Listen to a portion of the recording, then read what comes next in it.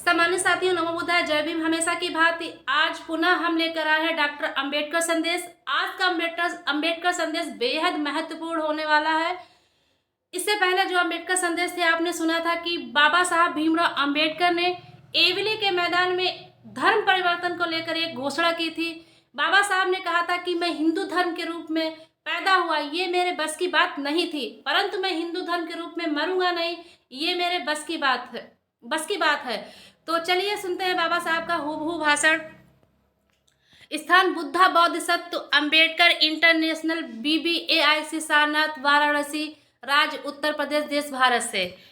आज का जो विषय है वो है मुक्ति कौन पथे। बाबा साहब डॉक्टर अंबेडकर संपूर्ण वाङ्मय खंड 38 से। आज का इससे पहले आप 7वां भाग सुन चुके हैं, तो आज हम लेकर आए हैं 8वां भाग। 8वां भाग है पृष्ठ संख्या 482 से 484 तक। 13 अक्टूबर 1935 को एवली में डॉक्टर बाबा साहब अम्बेडकर ने ऐतिहासिक घोषणा की, मैं अस्पृश्य हिंदू का दाग लेकर पैदा हुआ, लेकिन यह मेरे बस की बात नहीं थी, किंतु हिंदू कहलाते हुए मैं मरूंगा नहीं, यह बात मेरे बस की है। बाबा साहब कहते हैं कि मैं हिंदू कहलाते हुए मरूंगा नहीं, ये बात मेरे बस की है। डॉक्टर बाबा साहब अम्बेडकर का भाषण। अखिल मुंबई इलाका महार परिषद में 31 मई 1936 के दिन डॉक्टर बाबा साहब अम्बेडकर ने भाषण किया। परिषद को संबोधित करते हुए बाबा साहब बोलते हैं, सज्जनों, भाई एवं बहनों, धर्म परिवर्तन के आध्यात्मिक कारण ऐहिक कल्याण के लिए धर्म परिवर्तन की क्या आवश्यकता है, यह हमने अब देखा है। आप आध्यात्मिक कारणों के लिए धर्म परिवर्तन की आवश्यकता के लिए धर्म परिवर्तन की आवश्यकता कैसे है, इस बारे में मैं आपके सामने आपके विचार प्रस्तुत करने जा रहा हूं। नंबर 1, पहले यह जान लेना जरूरी है कि धर्म क्या है, किस लिए है।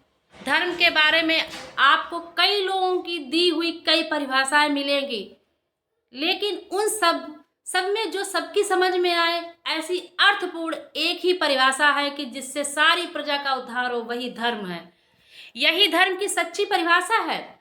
मैंने यह परिभाषा नहीं दी है, सनातनी हिंदुओं के अग्रगण्य नेता बाल गंगाधर तिलक की यह परिभाषा दी हुई है। मैंने धर्म की इस परिभाषा के साथ छेड़छाड़ नहीं की है, ऐसा आरोप कोई मुझ पर लगा नहीं सकता है। मैंने यह परिभाषा नहीं की है, लेकिन विवाद के लिए मैंने इसे मान रहा हूं कि ऐसा भी नहीं है कि मैं इस परिभाषा को मानता हूं। समाज के भले के लिए बंधन डाले जाते हैं, वही धर्म है। धर्म के बारे में मैं यही सोचता हूं कि वास्तविक दृष्टि हो या तार्किक दृष्टि, यह व्याख्या अगर सही लगती है तो समाज के उद्धार के लिए समाज के बंधन किस तरह के होने चाहिए, इस सवाल के जवाब में इस परिभाषा से कोई जवाब नहीं मिलता, ना कोई बात स्पष्ट हो पाती है। समाज के उद्धार के लिए समाज के बंधन किस तरह के होने चाहिए, यह सवाल बाकी बचता है, और यही सवाल धर्म की परिभाषा से बहुत अधिक महत्वपूर्ण है, क्योंकि धर्म क्या है और अधर्म क्या है यह किसी परिभाषा पर आधारित नहीं है। उन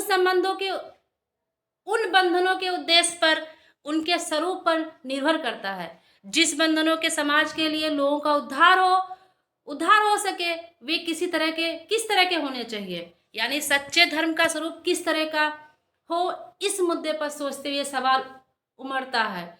समाज और व्यक्ति का सैद्धांतिक संबंध किस तरीके का होना चाहिए, इस सवाल पर समाजशास्त्र के विद्वानों ने 3 तरह के मत व्यक्त किए हैं। पहला, कुछ विद्वान के मतानुसार व्यक्ति को सुख की प्राप्ति हो, यही समाज के बंधनों का अंतिम उद्देश्य होता है। दूसरा है, कुछ लोगों के मतानुसार सामाजिक बंधनों का प्रमुख उद्देश्य ऐसा हो जिनसे व्यक्ति के गुणों का और शक्ति का विकास हो, उसे पूर्णावस्था में पहुंचने में मददगार साबित हो। तीसरा है, कुछ लोगों को यह मानना है कि सामाजिक बंधनों का उद्देश्य व्यक्ति की सुख प्राप्ति या उसकी उन्नति ना होकर समाज तैयार करना ही होना चाहिए। हिंदू धर्म की कल्पना इन तीनों से बिल्कुल अलग है। हिंदू धर्म में व्यक्ति का कोई स्थान नहीं है। हिंदू धर्म की रचना वर्ग की कल्पना पर आधारित है। एक व्यक्ति दूसरे व्यक्ति के साथ कैसे पेश आए, इसकी सीख हिंदू धर्म नहीं देता है। एक वर्ग दूसरे वर्ग के साथ कैसे बर्ताव करे, इसके बारे में हिंदू धर्म नहीं बताता है। जिस धर्म में व्यक्ति की अहमियत नहीं है, उस धर्म में कोई मान्यता नहीं है। व्यक्ति के जीवन के समाज की भले आवश्यकता हो, व्यक्ति के जीवन के लिए समाज की भले आवश्यकता हो, लेकिन सामाजिक बंधन धर्म का अंतिम उद्देश्य नहीं हो सकता है। व्यक्ति का विकास ही धर्म का सच्चा उद्देश्य है, ऐसा मैं नहीं मानता हूँ। व्यक्ति समाज में भले रहता हो, मनुष्य भले समाज का एक हिस्सा हो, लेकिन उसका और समाज का संबंध शरीर और विभिन्न अंग, गाड़ी और पहिए का संबंध जैसा होता, ऐसा मैं नहीं मानता हूँ। समाज और व्यक्ति, पानी की बूंद जब समंदर में डाली जाती है, तब जिस तरह वह सागर के पानी के लिए एकाकार हो जाती है, उस तरह समाज में रहने से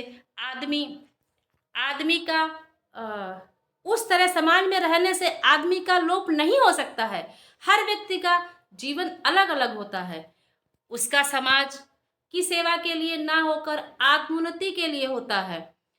इसी वजह से उन्नत राष्ट्रों में एक आदमी दूसरे आदमी को अपना गुलाम बनाकर नहीं रख सकता है।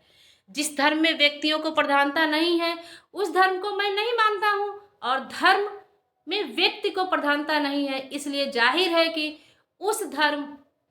मैं इस धर्म को नहीं मानता हूँ। साथ ही जो धर्म यह बताता है कि एक वर्ग विद्या सीखेगा, दूसरा वर्ग केवल शस्त्र धारण करेगा, और तीसरा वर्ग व्यापार करेगा, और चौथा वर्ग इन तीनों वर्गों की केवल सेवा करेगा, उस धर्म को मैं नहीं मानता हूँ। विद्या हर एक को मिलनी चाहिए, शस्त्र की हर एक को जरूरत होती है, पैसा सबको चाहिए। जो धर्म ये बातें भूलता है, जो धर्म एक को संज्ञान बनाने के लिए बाकियों को अज्ञान में रखता है, वह धर्म नहीं है, वह लोगों की बौद्धिक गुलामी में रखने का षड्यंत्र है। जो धर्म एक के हाथ में शस्त्र देकर बाकियों को निशस्त्र करता है, वह धर्म नहीं है। या तो एक द्वारा वह धर्म नहीं है, वो तो एक के द्वारा दूसरे को गुलामी में रखने का उपाय भर है। जो धर्म कुछ लोगों के लिए धन कमाने की राह खोल देता है और बाकियों को अपनी जरूरतों के लिए औरों पर निर्भर रहने की अनुज्ञा देता है, वह धर्म नहीं है, स्वार्थ परायणता है। हिंदू धर्म का चतुर्थ वर्ण इस तरह का है। इसके बारे में मेरी अपनी जो राय है उसे मैं आपके सामने साफ साफ शब्दों में रख रहा हूँ। बाबा साहब कहते हैं इसके बारे में जो मेरी राय है मैं आपके समक्ष रख रहा हूँ। हिंदू धर्म क्या है, आपका हित करेगा? हिंदू धर्म क्या आपका हित करेगा? बाबा साहब कहते हैं क्या हिंदू धर्म आपका हित करेगा? आप खुद सोच कर देखिए। व्यक्ति की आत्मोन्नति के लिए योग्य वातावरण पैदा करना अगर धर्म के मूलभूत संकल्पना है, ऐसा मान लिया जाए, तो हिंदू धर्म में आपकी आत्मोन्नति कभी नहीं हो सकती। व्यक्ति के विकास के लिए 3 बातें जरूरी हैं: सहानुभूति, समता और आजादी। इनमें से एकाध भी हिंदू धर्म में आपके लिए उपलब्ध नहीं है, ऐसा क्या आप कह सकते हैं? तो आज का जो अम्बेडकर संदेश में जो 2 प्रश्न पूछे जाते हैं, तो आज का एक प्रश्न है, धर्म के इस सवाल पर समाजशास्त्र के विद्वानों ने कितने तरह के क्या मत व्यक्त किए हैं और हिंदू धर्म में क्या सीख नहीं देता है। दूसरा प्रश्न है, बाबा साहब डॉक्टर भीमराव अंबेडकर ने समाज और व्यक्ति विषय पर क्या व्याख्या देते हैं, वर्णन करिए।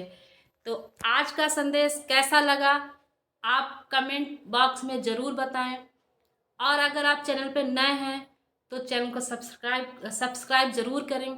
आपने अम्बेडकर संदेश सुनने के लिए जो अपना अमूल्य समय दिया है उसके लिए आपको बहुत बहुत साधुवाद।